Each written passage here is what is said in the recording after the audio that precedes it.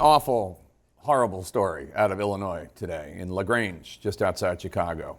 Wadea Al-Fayoumi, a 6-year-old Palestinian-American boy who was senselessly stabbed to death 26 times, was laid to rest today. Police say he and his mother were attacked on Saturday by their landlord, allegedly because they were Muslim. CNN's Whitney Wild has more on this horrific attack that's now being investigated as a federal hate crime. Allahu Akbar. 6-year-old Wadea Al-Fayoum, a Palestinian-American, laid to rest today. He's a very kind kid. He likes to jump up and down. When he was dead, he was last words to his mom. Mom, I'm fine. You know what? He is fine. He's in a better place. The boy died after he and his mother, Hanan Shaheen, were allegedly stabbed Saturday in the room they rented from 71-year-old Joseph Zuba, just outside Chicago. Their landlord, in an act of hate, shouted the threats and unleashed violence. The landlord appearing in court today, while the boy's mother remains hospitalized, recovering from more than a dozen stab wounds. Zuba allegedly entered the room he rented to Shaheen and her son Saturday morning, stabbing the 6-year-old 26 times. The female's claiming that the landlord has the child in another room and apparently is either stabbing or has stabbed the child. Authorities have now opened a federal hate crimes investigation. The local sheriff saying in a statement, both victims in this brutal attack were targeted by the suspect due to them being Muslim and the ongoing Middle Eastern conflict involving Hamas and the Israelis. Outrage erupting over the brutal crime, illustrating why federal officials are worried about growing threats. He paid the price for the atmosphere of hate. Zuba now facing murder, attempted murder, and hate crime charges. All right, they have you.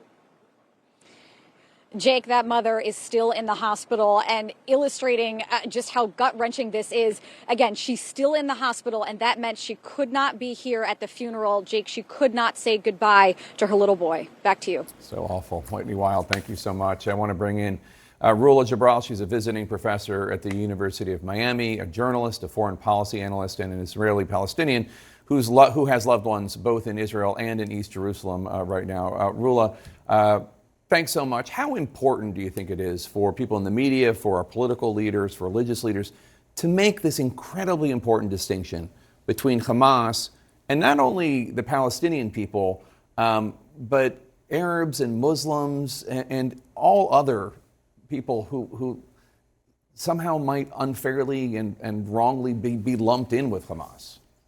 I think it's crucial. It's paramount.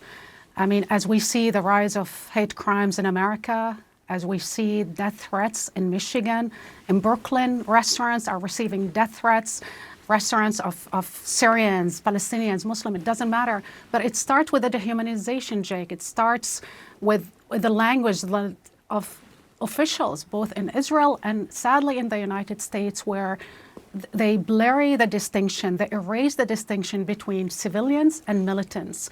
And they carry this narrative that Palestinians are animals, are Nazis, that the only way somehow the solution for this conflict to wipe them out, to exterminate them. I mean, I've been listening to many in the media, and if we ever needed Palestinian voices to actually explain how did we get here and where we go from here, it's now. If we ever needed rational thinking, I understand the fear, the emotions. I understand that and I have empathy and compassion for the civilians who died after the attack. In the same time, we need, because of those emotions, because we've been there before, after 9/11, we've seen what happened when we overreact. We've seen what happened when we dehumanize and criminalize an entire group of people. It actually reminds me of when after 9/11, in the preparation for the war in Iraq, a lot of Americans thought that the Iraqis were responsible for 9/11. Yeah. And that led to the invasion and led to building up of the lie about WMD and there's a threat of extinction. We need to go there. And with that, and now they regret these policies.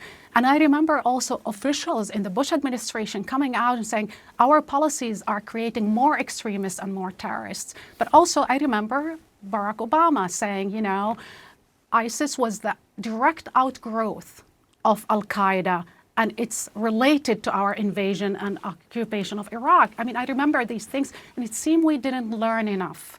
And I think Palestinians are also invited to defend their humanity and defend their existence over and again, instead of explaining. And they've been telling us and warning us that this is going to happen without a political solution.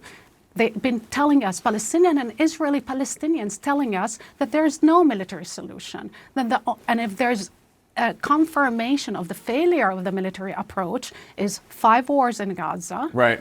then endless crimes and endless, you know, subjugation to the Palestinians. Without a political solution on the horizon, this war will not stop in Israel. It will not, and what happened in Gaza in these days, it will not keep Israel safe, but will come back to America.